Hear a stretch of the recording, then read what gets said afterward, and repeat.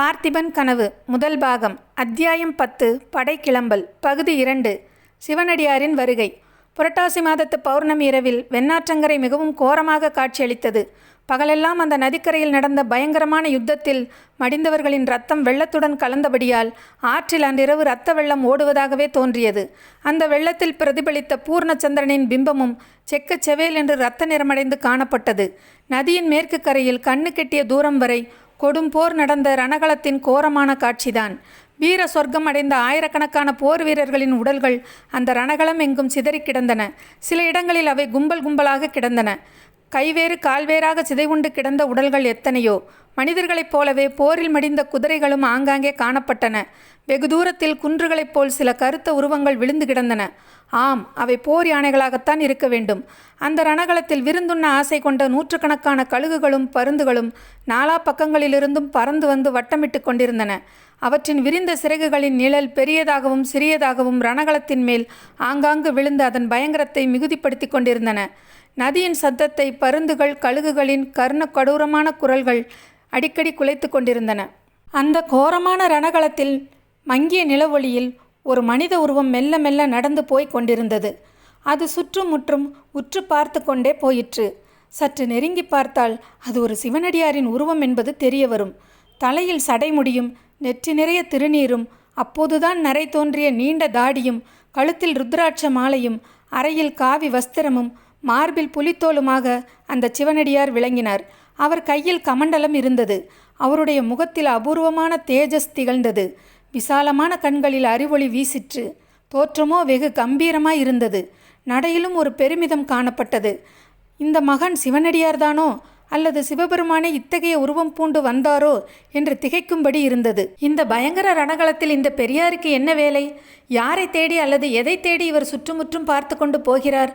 சிவனடியார் எந்த திசையை நோக்கி போனாரோ அதற்கு எதிர் திசையில் கொஞ்ச தூரத்தில் கருங்குன்று ஒன்று நகர்ந்து வருவது போல் ஒரு பிரம்மாண்டமான உருவம் அசைந்து வருவது தெரிந்தது.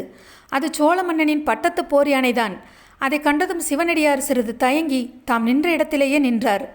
யானையின் தேகத்தில் பல இடங்களில் காயம் பட்டு ரத்தம் வழிந்து கொண்டிருந்தது. நடக்க முடியாமல் அது தள்ளாடி நடந்தது என்பது நன்றாய் தெரிந்தது. கீழே கிடந்த போர் வீரர்களின் உயிரற்ற உடல்களை மிதிக்கக்கூடாதென்று அது ஜாகிரதையாக அடியெடுத்து வைத்து நடந்தது. துதிக்கையை அப்படியும் இப்படியும் நீட்டி அங்கே கிடந்த உடல்களை தடவி பார்த்து கொண்டே வருவதை பார்த்தால் அந்த யானை எதையோ தேடி வருவது போல் தோன்றியது. சற்று நேரத்திற்கெல்லாம் அந்த பட்டத்து யானையானது உயிரற்ற குவியலாக உடல்கள் ஒன்றன் மேல் ஒன்றாக கிடந்த ஒரு இடத்துக்கு வந்து நின்றது. அந்த உடல்களை ஒவ்வொன்றாக எடுத்து அப்பால் மெதுவாக வைக்கத் தொடங்கியது. இதை கண்டதும் சிவனடியார் இன்னும் சற்று நெருங்கிச் சென்றார். சமீபத்தில் தனித்து நின்ற ஒரு கருவேல மரத்தின் மறைவில் நின்று யானையின் செய்கையை உற்று பார்த்து கொண்டிருந்தார். யானை அந்த உயிரற்ற உடல்களை ஒவ்வொன்றாய் எடுத்து அப்புறப்படுத்திற்று. எல்லாவற்றுக்கும் அடியில் இருந்த உடலை உற்று நோக்கிற்று. அதை துதிக்கையினால் 3 தடவை மெதுவாக தடவி கொடுத்தது. பிறகு அங்கிருந்து நகர்ந்து சற்று தூரத்தில் வெறுமையாயிருந்த இடத்துக்கு சென்றது. துதிக்கையை வானத்தை நோக்கி உயர்த்திற்று. சொல்ல முடியாத சோகமும் தீனமும் உடைய ஒரு பெரிய பிரலாப குரல் அப்போது அந்த யானையின் தொண்டையிலிருந்து கிளம்பி ரணகளத்தை தாண்டி எதிரொலி செய்து மறைந்தது. அவ்விதம் பிரலாபித்துவிட்டு அந்த யானை குன்று சாய்ந்தது போல் கீழே விழுந்தது. சில வினாடிக்கெல்லாம் பூகம்பத்தின் போது மலை அதிர்வது போல் அதன் பேருடல் 2 தடவை அதிர்ந்தது. அப்புறம் ஒன்றும் இல்லை, எல்லையற்ற அமைதிதான். சிவனடியார் கருவேல மரத்தின் மறைவிலிருந்து வெளிவந்து யானை தேடி கண்டுபிடித்த உடல் கிடந்த இடத்தை நோக்கி வந்தார். அதன் அருகில் வந்து சிறிது நேரம் உற்று பார்த்தார். பார்த்திப மகாராஜாவின் உடல்தான் அது என்பதை கண்டார். உடனே அவ்விடத்தில் உட்கார்ந்து அவ்வுடலின் நெற்றியையும் மார்பையும் தொட்டு பார்த்தார். பிறகு தலையை எடுத்து தம் மடி மீது வைத்து கொண்டார். கமண்டலத்திலிருந்து கொஞ்சம் ஜலம் எடுத்து முகத்தில் தெளித்தார். உயிரற்று தோன்றிய அந்த முகத்தில் சிறிது நேரத்திற்கெல்லாம் ஜீவ களை தளிர்த்தது. மெதுவாக கண்கள் திறந்தன. பாதி திறந்த கண்களால் பார்த்திபன் சிவனடியாரை உற்று பார்த்தான். சுவாமி, தாங்கள் யார் என்று தீனமான வார்த்தைகள் அவன் வாயிலிருந்து வந்தன. அம்பலத்தாடும் பெருமானின் அடியாருக்கு அடியவன் நான் அப்பா. இன்று நடந்த யுத்தத்தில் உன்னுடைய ஆச்சரியமான வீரச் செயல்களை பற்றி கேள்விப்பட்டேன். அப்பேற்பட்ட மகாவீரனை தரிசிக்க வேண்டுமென்று வந்தேன். பார்த்திபா, உன்னுடைய மாசற்ற சுத்த வீரத்தின் புகழ் என்றென்றும் இவ்வுலகிலிருந்து மறையாது என்றார் அப்பெரியார். யுத்தம் என்னவாய் முடிந்தது சுவாமி என்று பார்த்திபன் ஈனஸ்வரத்தில் கேட்டான். அவனுடைய ஒளிமங்கிய கண்களில் அப்போது அளவில்லாத ஆவல் காணப்பட்டது. அதை பற்றி சந்தேகம் உனக்கு இருக்கிறதா பார்த்திபா? அதோ கேள், பல்லவ சைன்யத்தின் ஜெய கோலாகலத்தை. பார்த்திபன் முகம் சினுங்கிற்று. அதை நான் கேட்கவில்லை சுவாமி. சோழ சைன்யத்திலே யாராவது என்று மேலே சொல்லத் தயங்கினான்.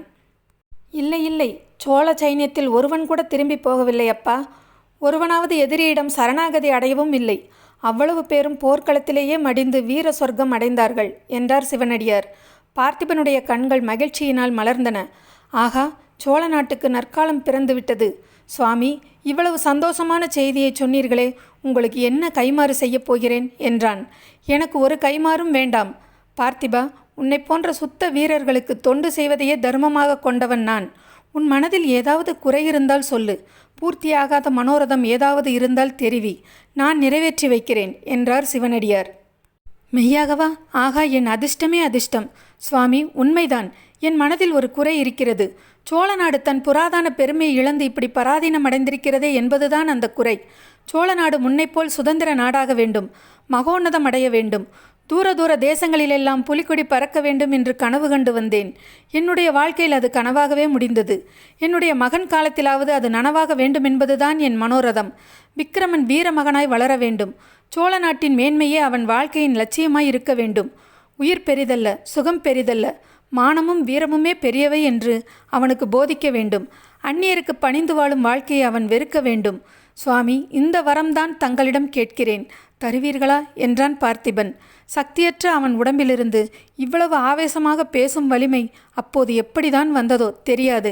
சிவனடியார் சாந்தமான குரலில், பார்த்திபா, உன்னுடைய மனோரதத்தை நிறைவேற்றுவேன், நான் உயிரோடு இருந்தால் என்றார். பார்த்திபன், என் பாக்கியமே பாக்கியம். இனி எனக்கு ஒரு மனக்குறையும் இல்லை. ஆனால் தாங்கள் யார் சுவாமி? நான் அல்லும் பகலும் வழிபட்ட சிவபெருமான் தானோ? ஆகா, தங்கள் முகத்தில் அபூர்வ தேஜஸ் ஜொலிக்கிறதே.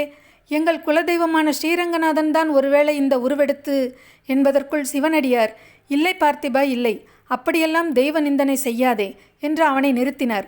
பிறகு அவர், நானும் உன்னைப்போல் அற்ப ஆயுளுடைய மனிதன்தான். நான் யாரென்று உனக்கு அவசியம் தெரிந்து கொள்ள வேண்டுமா?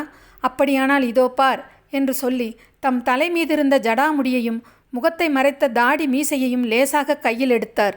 கண் கூசும்படியான தேஜசுடன் விளங்கிய அவருடைய திவ்ய முகத்தை பார்த்திபன் கண்கொட்டாமல் பார்த்தான். ஆஹா, தாங்களா என்ற மொழிகள் அவன் வாயிலிருந்து குளறிக்கொண்டு வந்தன. அளவு கடந்த ஆழங்காண முடியாத ஆச்சரியத்தினால் அவனுடைய ஒளியிழந்த கண்கள் விரிந்தன. சற்று நேரத்திற்கெல்லாம் அந்த கண்கள் மூடிவிட்டன. பார்த்திபனுடைய ஆன்மா இந்த பூத உடலாகிய சிறையிலிருந்து விடுதலையடைந்து சென்றது. இந்த அத்தியாயத்தோட பார்த்திபன் கனவு முதல் பாகம் முடிஞ்சிருச்சிங்க. இனிமேல் கதையின் போக்கு எப்படி இருக்கும், வந்த சிவனடியார் யார், இதெல்லாம் நம்ம 2ஆம் பாகத்தில் பார்க்கலாம். சப்ஸ்கிரைப் பண்ணவங்க எல்லாருக்கும் நன்றிங்க.